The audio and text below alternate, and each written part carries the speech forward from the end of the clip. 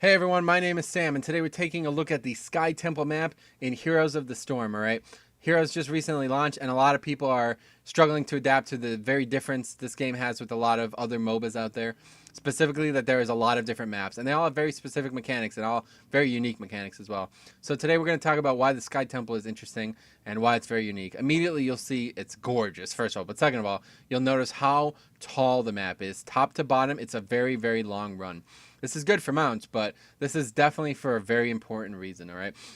So the map does have 3 lanes. It's your conventional map, but you won't want to approach it conventionally. It's similar to Blackheart's Bay in that respect, but these lanes are actually much more traditional. They're all pretty similar length, and they all have a very important lane presence to have. You know, you want to push the towers and the towns as much as possible, but you definitely want to understand this one specific thing, okay? There are 3 temples on this map, all right? The temples are the objective. Standing in them forces them to shoot out damage at the other team. It's similar to Blackheart's Bay in that respect as well, only you have to actually remain in them. Now, the temples have a very interesting mechanic in that they spawn ads in there as well. So you not only have to stand in them, but you have to kill some ads that come out as well. Once you kill the ads, more respawn. So it's not a bad idea to kind of take your time killing them. The longer you're in there, the better. It doesn't actually matter if you kill the mobs. Like, if there was a way that you can just CC the mobs, it'd be better than actually killing them. It's just a waste of time, but it's kind of the only option because they do a decent amount of damage. Like, you'll have to kill them. You can't just let them beat on you because they would kill you. But at the end of the temple, all right? So the last few seconds of the temple, whoever's got control of it for the last few seconds actually gets a much bigger bonus. They get like 3 big hits on any structure that's being attacked. So once again, this attacks random structures just like on the black ship one, and it's pretty interesting because it's a bit different. Now the first temples always spawn up top, okay? This is always how it goes, 100% of the time. The first temples are always, there's always 2, and it's a varying amount sometimes, later in the game especially. All right, so the first 2 temples are always these top 2. So because of that, you want to have 2 people top and 2 people mid, similar to Blackheart's Bay, right? The lanes are much more important in this, though, because whoever wins these lane presence can get a good start on that thing. And if you're in there quick, it's not always a good thing. Sometimes you want to be there late so you can snatch up the end of it. And this is why the map is so fun and so balanced, because it's not always a good idea to get in there. You might get in there early, take a lot of damage from the minions, and then they'll respawn and come kill you, and then they'll get the last few hits of it. It's actually interesting, and I don't really know much to say about the meta behind that, but you want to keep that in mind. Sometimes it's best to kind of just wait it out and force a fight, win the fight, and then get the shrines, especially if both components of the teams are equal health and of equal strength. But yeah, so I would definitely recommend not sending the bottom person up when these 2 spawn. You can if you really need to, like if your team's complaining about it and you know both players go. But oftentimes these first 2 temples aren't that important. A lot of people go and die over it, and it's just such a waste of experience. Like when you're in the temples, you're not really getting experience. You'll get some from killing the mobs, but the lanes are just wasted. So if you can send 2 to the middle one here and 2 to the top one here, and they could both not die, you know, they don't have to actually win it. If you trade 50-50, it's fine. But as long as they don't die and the other team gets 100% of it, then you've probably done a good job by staying bottom because you'll be getting experience. And very likely in quick queue, and if you're new to the game, this is going to happen all the time when this map comes up. Players are just, they're either going to derp out, they're not going to pay attention to the mechanic, or they're all just going to flood one.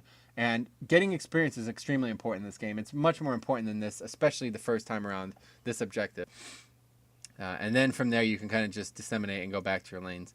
But I wouldn't be opposed to, you know, keeping people out of them and then just going in, maybe even with the Zerg, like 4 people mid. That's pretty common as well. A lot of people send like 4 to the mid. They just wash over the team, get it as quickly as possible, and then go top. So they kind of like stagger it. Instead of doing both at the same time, it might actually be a benefit for your team. Like your team has higher synergy together. You don't have 2 good brawlers, or you don't have like 2 guys who work well together. Have like 4, maybe all 5 of your guys go mid. Wash the team out. Definitely get that one. This may result in a trade, an even trade, but it's still better. You always want to get 1. You just don't want to let them get 2. That's a very big deal. Now, after the first set, which is always these top 2, the second one is always the bottom one, just the bottom one. So like I said, you'll want to try to get the fight done. You'll want to get a good experience pool, and you can usually get to pretty close to 10 by the time this one spawns. I don't have exact timers, but this is for basic players anyway, so it shouldn't make that big of a difference. All you need to know is after the first 2 are completely Like, they're used up. It's time to get experience. And you want to try to get as close to 10 as possible.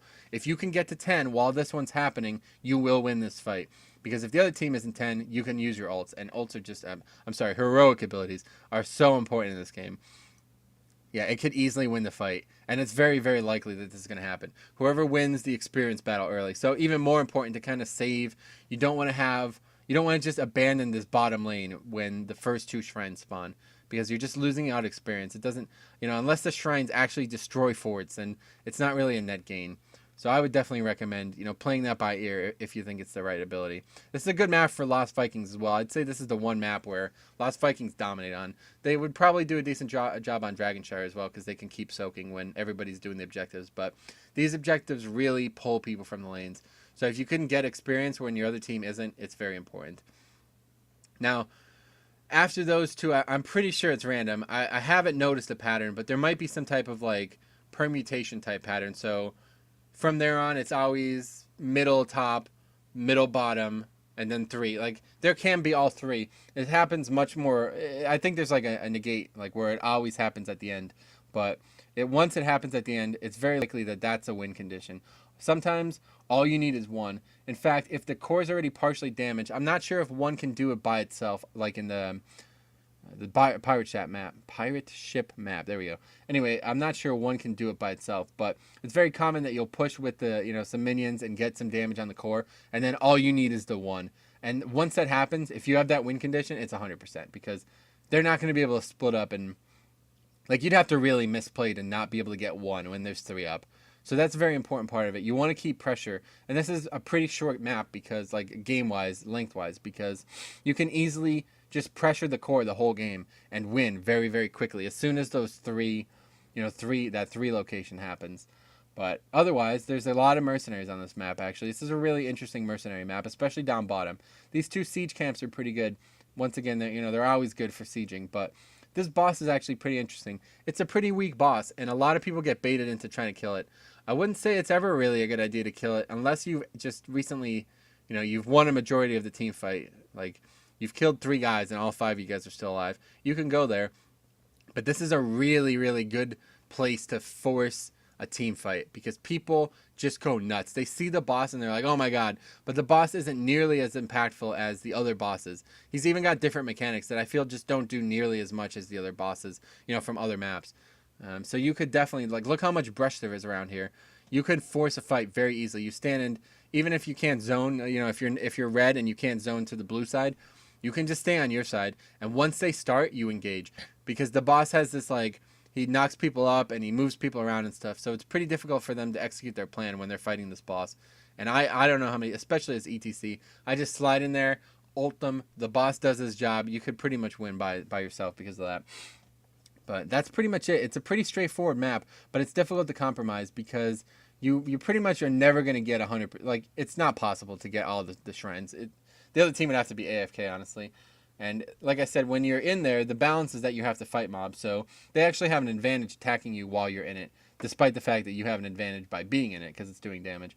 So you're going to have to get used to that. There's not much I can say about that, but just understand that the first spawns are always on the top, so you don't ever want to send 1 mid. That's a distinct advantage because a team who recognizes this is only ever going to have 1 bottom, and the 2 people bottom may be able to bully them, but it doesn't matter. Like, it's just not a good idea. Having 1 mid means you can't contest that middle shrine unless you've easily won the bottom. So that's counter meta, obviously, but if you have any questions about this map, let me know. I really like this map. I think it's my favorite map in the game, mostly because of the visuals, but I think the objective is actually really fun as well.